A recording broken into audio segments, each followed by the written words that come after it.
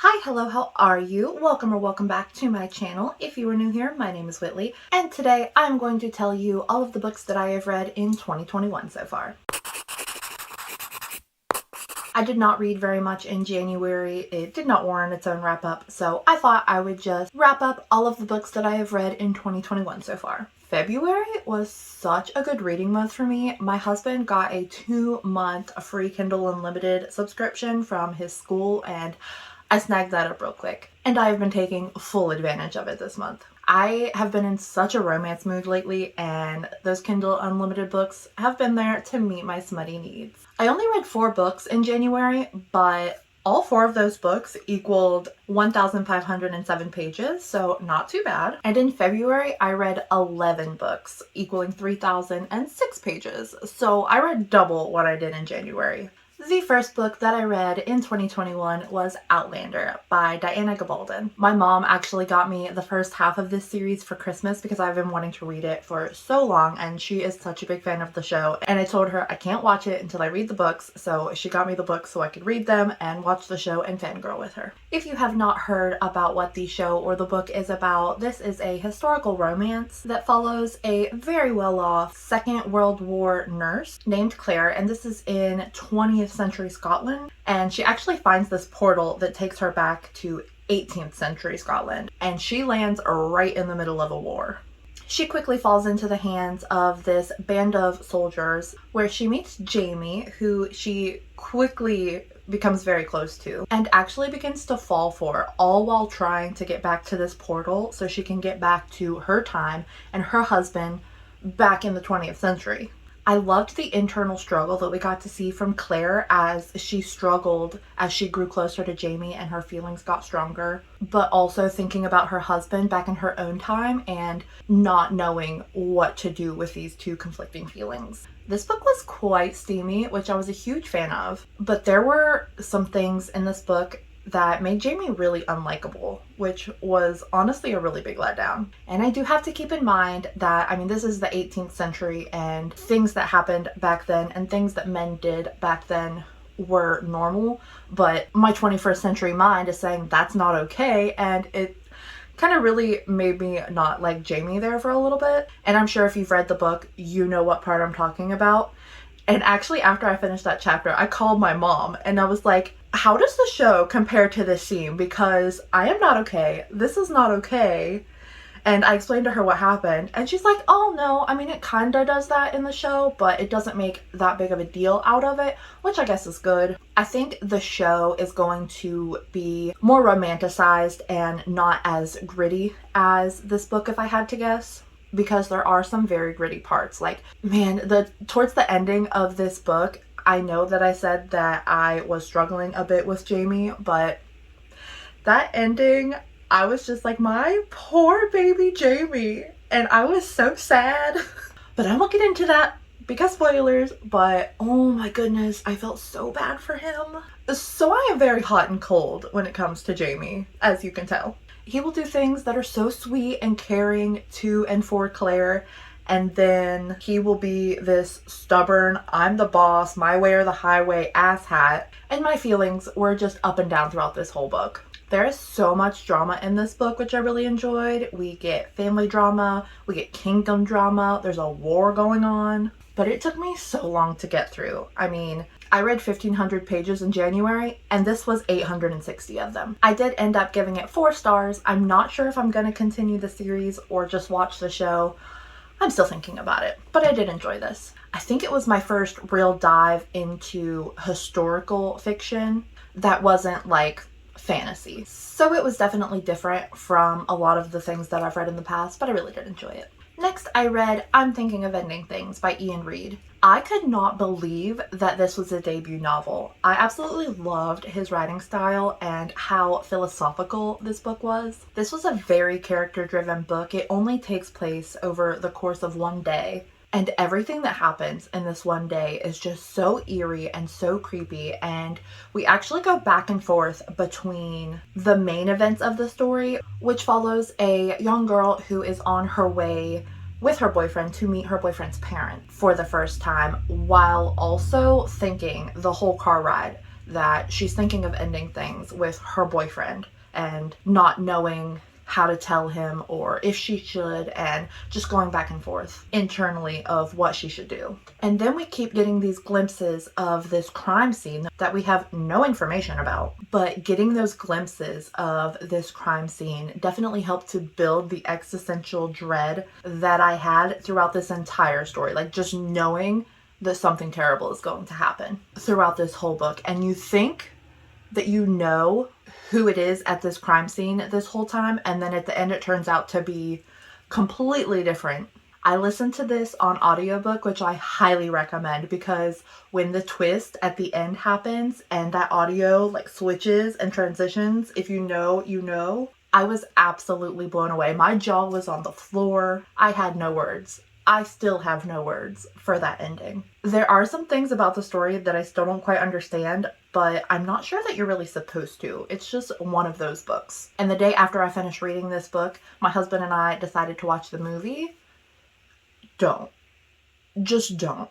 The beginning was okay and fairly accurate, but as soon as we get to the parents' house, the movie was like, what the hell is going on? It was just so different, and it was creepy and eerie, but in a totally different way, and it just did not make sense. And do not even get me started on the ending of this movie. I had to sit there and explain to my husband how it was actually supposed to end, because he was just as confused as I was. Like, if I wouldn't have read the book, I would have been even more lost, even though I read the book and I was lost. The movie ended and I was like, what the hell did I just watch? The movie was awful. I did not like it. But the book was amazing. I gave it 4 stars. I highly recommend. Next we have Quiet Girl in a Noisy World by Debbie Tung. This is a graphic novel following this young introverted girl and just how she deals with the world around her. Being an INFJ myself and being quite introverted at times, I related so heavily to so many of the passages in this book. I related so heavily to this young girl and adored reading about her experiences and how similar some of her feelings to these situations were to my own. And it was an absolute pleasure watching her grow and become more comfortable with herself and come to the realization that she does not have to change and she can be an introvert and the way that she feels is totally okay. And the art style is absolutely adorable. I actually took a screenshot because I read this as an ebook on Scribd. I took a screenshot of one of the panels and it is my lock screen now. It is just so cute. I love it so much. I think anyone who is introverted or knows someone who is introverted and wants to learn a little bit more about how they see and experience the world around them should definitely give this a read. I just loved this graphic novel so much. I gave it 5 stars if that wasn't obvious. Debbie Tung actually has quite a few more graphic novels on Scribd, which I cannot wait to dig into. Next up is Meek Club by Jack Harvin. This is a story about Jordan, who runs a romance book club. The story starts with him at his usual bookstore picking up the books for his book club, and there he finds a new guy that is working there named Rex, who teases him and gives him a hard time about the mushy romance books that he's buying. And after their little meet cute, they cannot stop thinking about each other, and Rex actually starts attending Jordan's book club. And although Jordan finds Rex like super attractive, he kind of feels like he's stuck up and just there to make fun of him at first. But Rex is actually also super attracted to Jordan, and he's really drawn to his passion and his love for these books. And as they start to spend more time together and they start to kind of open up to each other, they quickly realize that they both have feelings for each other. This book was so cute. We got some witty banter, we got some smoky steamy scenes, and some really adorable romantic gestures. I really enjoyed the chemistry between these two characters, and reading a book about a book club was so much fun. Like, Jordan's love of these books and how important they are to him, and him wanting to share this love with other people was just so relatable. I gave this 4 stars. I thought it was a really well-rounded romance. It was super cute, and I highly recommend it. Next is His Beauty, also by Jack Harvin. So I had been wanting to read Meek Club for quite some time, and after I finished it and really enjoyed it, I knew I had to pick up something else from him, and Kindle Unlimited coming in clutch, I picked up His Beauty. I remembered hearing about it from Riley Marie Reads, and she really enjoyed it, so I knew I had to check it out. Plus, it's an erotic novella Beauty and the Beast retelling. Yes, please. Listen, I know how it sounds. Don't judge me. Or do. I don't care. I really enjoyed this. I got some nostalgia vibes while also getting like super sweet and also really steamy vibes, which was really strange to have both of those feelings together at once. But I'm not gonna lie, I was loving it. I do wish it was a little longer just because there was character development, but we didn't really get to see where it came from and why it happened. But I do get that it is a novella and that is to be expected. And I mean, it wasn't the best written book and there definitely were some flaws in it, but if you go in knowing what it is, that it's like a trashy, steamy Beauty and the Beast retelling, then I think you'll really enjoy it. I know I did. I gave it 4 stars. Next we have Illuminati by Amy Kaufman and Jay Kristoff. This book was absolutely breathtaking. In this, we follow 2 teenagers who have just broken up and they live on this mining planet that gets attacked and they are forced to flee, unfortunately, on 2 separate ships. This is told only through multimedia, which is like emails and IMs and captain's logs and security footage, which I adored. It was such a fun reading experience. So we have these 3 different ships that are fleeing from this big bad ship that attacked the planet. And this big bad ship is chasing these 3 ships because they don't want to leave any witnesses because they just cleaned out this mining planet. And they don't want any witnesses because this is actually like a big multi-billion-dollar company that just killed so many people and they don't want that out in the media, obviously. And so the chase begins and Ezra and Katie, who are 2 teenagers, can only communicate through IMs and chat logs. And through that, they kind of start to mend their relationship and at least become friends again. And just seeing them mend the relationship is so adorable. It's so cute. There's so much drama in this book and I was just soaking it all up. We got warfare. There's this huge disease that breaks out and they're trying to contain. We got a killer AI. And all of this is happening while they're on the run from this humongous ship that are trying to kill them. This book is so intense. I laughed, I cried, I awed. This book is hyped for a reason. It is so good. I gave it 5 stars, hands down. It was fantastic. I could not put it down. And if I was not on the stupid book buying ban, I would already have Gemina. I cannot wait to get my hands on it. Next up is The Troop by Nick Cutter. So in this, we follow a troop of Boy Scouts who are taken by their scoutmaster to this abandoned island for a weekend-long camping trip. When this weird man shows up on shore, starving and scrawny, absolute chaos begins to break out on this island. Not only do they have to survive this outbreak that this man brought onto their island, but they end up having to try to survive each other. This book was definitely disgusting and terrifying. Putting myself in this situation, even as an adult, I can't imagine. I mean, these are children, but putting myself into this situation was absolutely horrifying, which I do in horror books because I like to torture myself, evidently. And the images that this book made me conjure was nightmare material. There were some scenes in this book that literally gave me chills and almost triggered my gag reflex. Like, so gross. I can see this book sticking with me for a long time. In saying all of that though, I really did enjoy it.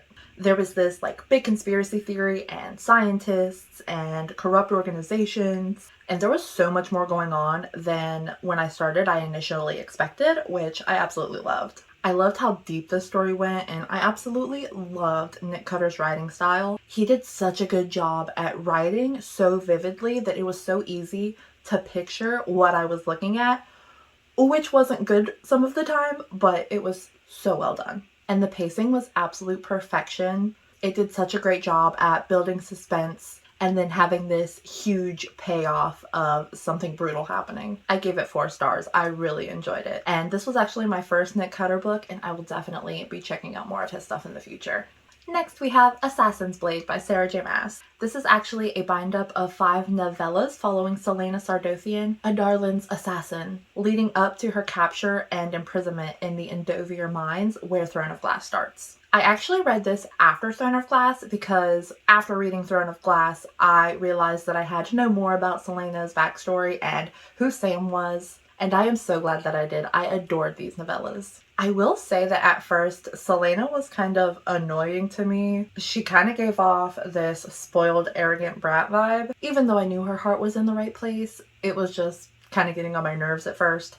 But she does get better as the story progresses. I absolutely loved hers and Sam's relationship. Sam's love for Celaena was just so pure and so adorable. And I knew who was going to betray her was going to betray her, and I just hope and pray that this woman gets the revenge that she deserves later in the books. And I thought Celaena was strong before I read this book, but oh my gosh, reading this book just shows me how resilient and strong-willed and someone who refuses to be broken and to give up. Like, this woman is an absolute badass. And I love her even more now. This was an easy 5 stars. Every single novella was exceptional, and I cannot wait to continue the series.